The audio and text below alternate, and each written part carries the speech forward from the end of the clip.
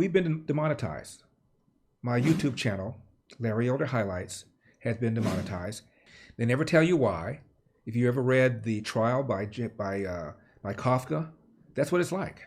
You have no idea why, where, when, how, what you did wrong, but all of a sudden you're demonetized. Can't make any money.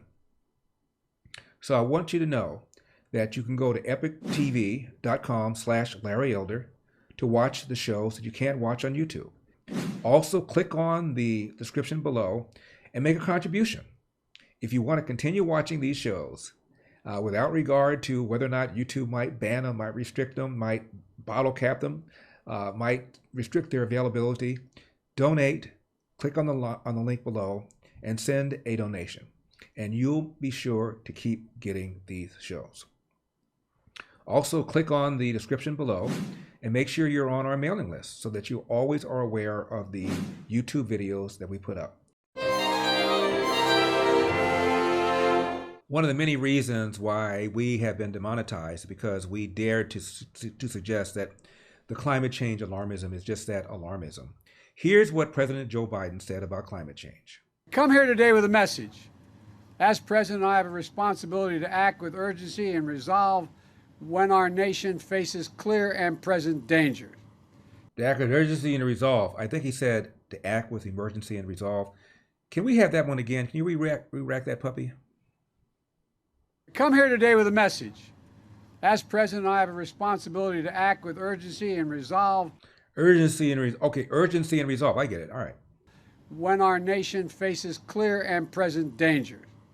Clear and present danger. Not the inflation, which is now year to year 8.1%. Not some 2 million, as high as 4 million attempted entries, 2 million successful entries into the country since Joe Biden has been in office. Not the abrupt pullout from Afghanistan, which has emboldened Vladimir Putin, and we fear may embolden the president of China. No, not the crime that you're finding all throughout America. The clear and present danger is climate change. And that's what climate change is about. It is literally, not figuratively, a clear and present danger. And of course, Mr. Al Gore sounded the alarm back in 2006 with the documentary An Inconvenient Truth. I went up to the North Pole. I went under that ice cap in a nuclear submarine that surfaced through the ice like this. Since they started patrolling in 1957, they have gone under the ice and measured with their radar looking upwards to measure how thick it is, because they can only surface in areas where it's 3.5 feet thick or less. So they have kept a meticulous record, and they wouldn't release it because it was national security. I went up there in order to persuade them to release it, and they did. And here's what that record shows. Starting in 1970, there was a precipitous drop-off in the amount and extent and thickness of the Arctic ice cap. It has diminished by 40% in 40 years. And there are now 2 major studies showing that within the next 50 to 70 years, in summertime, it will be completely gone. Now, you might say, why is that a problem? And how could the Arctic ice cap actually melt so quickly? When the sun's rays hit the ice, more than 90% of it bounces off right back into space, like a mirror. But when it hits the open ocean, more than 90% of it is absorbed. And so as the surrounding water gets warmer, it speeds up the melting of the ice. Right now, the Arctic ice cap acts like a giant mirror. All the sun's rays bounce off more than 90%. It keeps the Earth cooler. But as it melts and the open ocean receives that sun's energy instead, more than 90% is absorbed.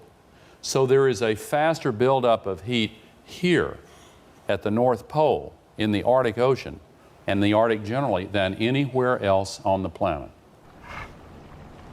That's not good for creatures like polar bears who depend on the ice. A new scientific study shows that for the first time they're finding polar bears that have actually drowned, swimming long distances, up to 60 miles, to find the ice. Now, you remember that reporter from MSNBC who says, we need to drop the term both sides. There isn't both sides, for example, on climate change. Oh no? Some say the polar bears are doing just fine, thank you. The entire North Polar ice cap during some of the summer months could be completely ice-free within the next 5 to 7 years. Really? Hello, I'm Tom Harris with today's Climate Change Minute.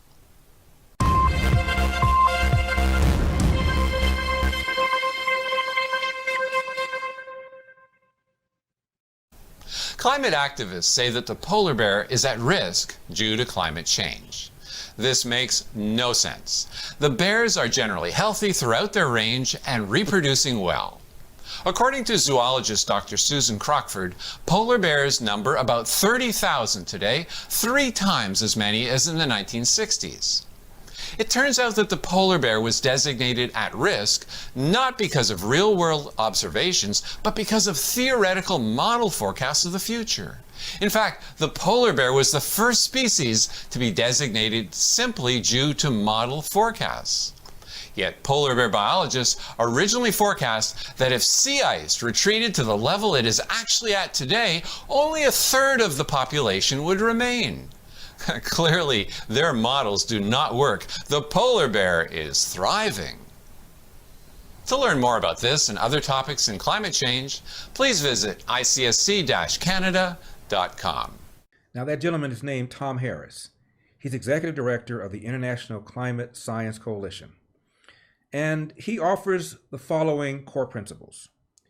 Global climate is always changing, in accordance with natural causes, and recent changes are not unusual.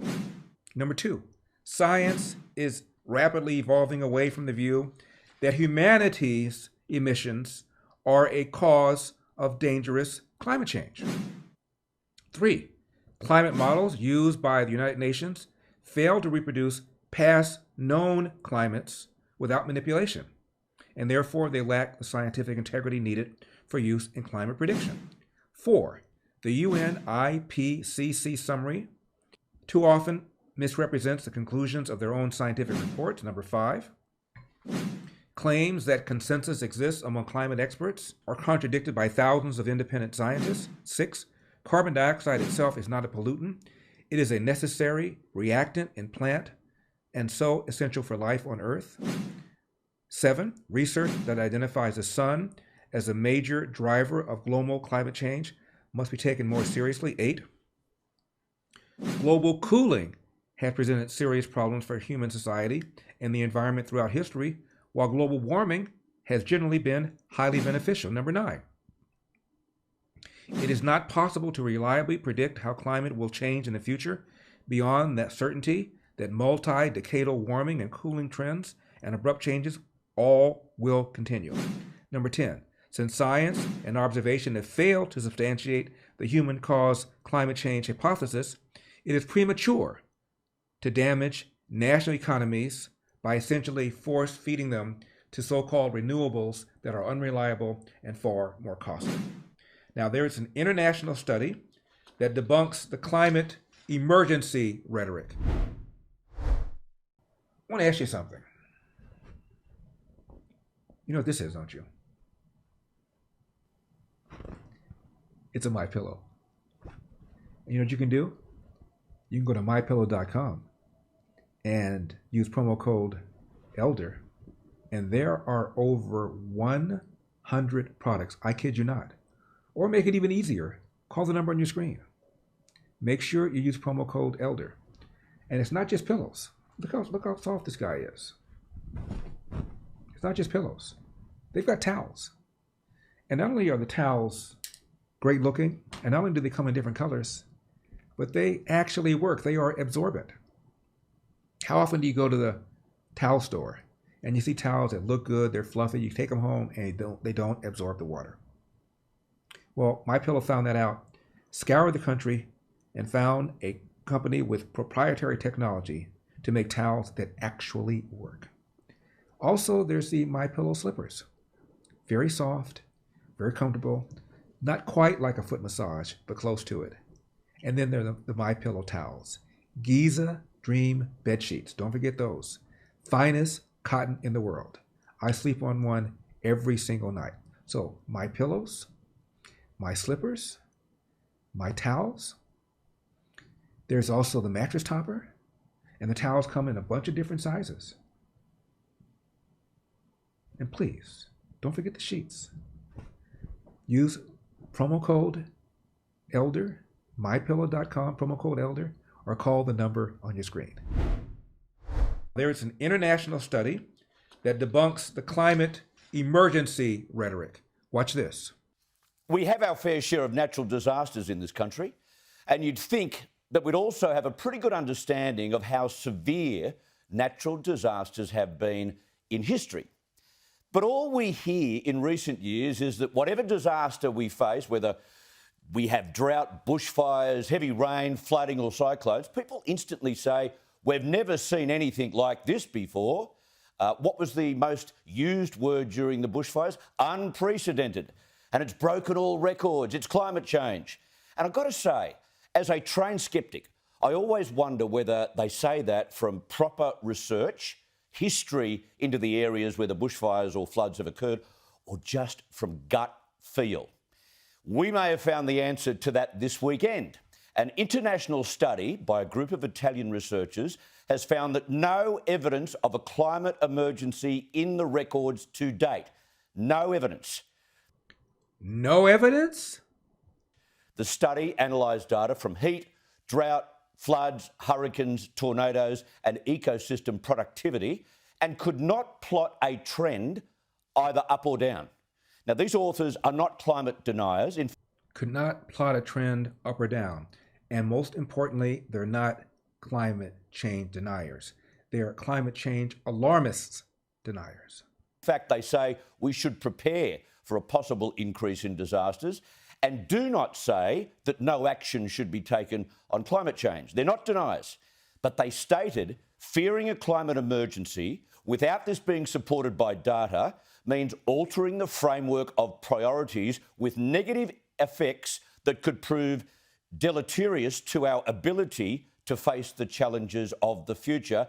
A long way of saying force feeding the world economy to move from fossil fuels, which are far more cheap, into more costly, unreliable renewables will have all sorts of downsides, including hurting third world countries and the poor.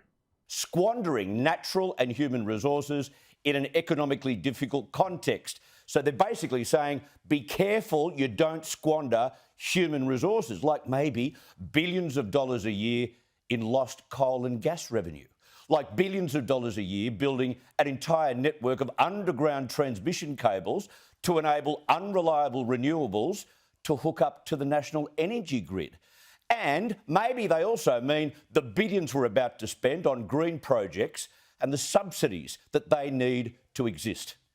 Published in the European Physical Journal Plus, the scientists say a critical assessment of extreme event trends in times of global warming found the most robust global changes in climate extremes are found in yearly values of heat waves, but it said global trends in heat wave intensity were not significant.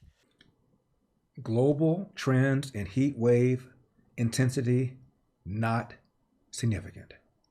Daily rainfall intensity and extreme precipitation frequency was stationary.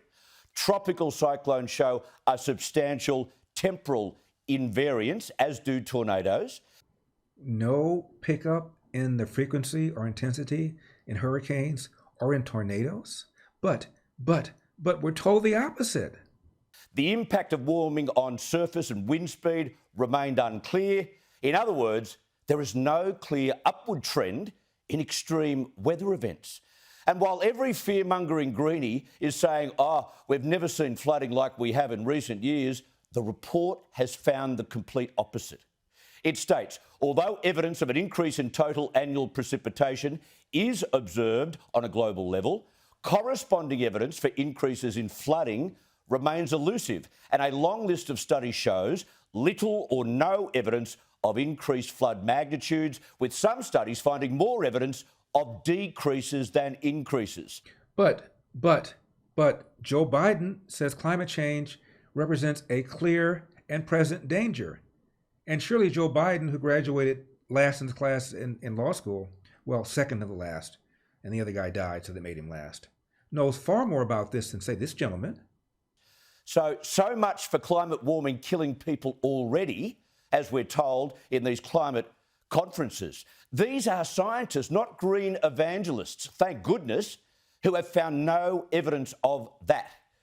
And what they stressed in the paper was about the world developing a higher degree of resilience from extreme weather events.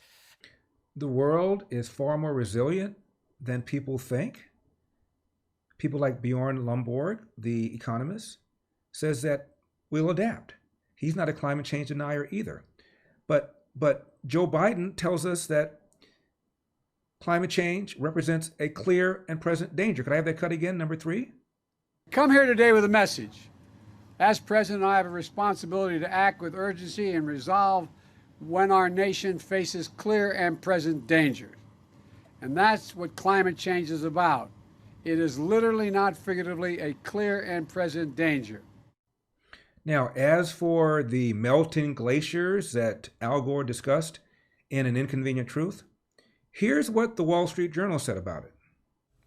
So, Paul, I'm an economist, so I'm simply looking to a lot of smart people who are basically telling us, yes, as temperatures rise, and they will rise because of global warming, you will see more heat waves. So I don't think there's any trouble in saying this is the long-term path.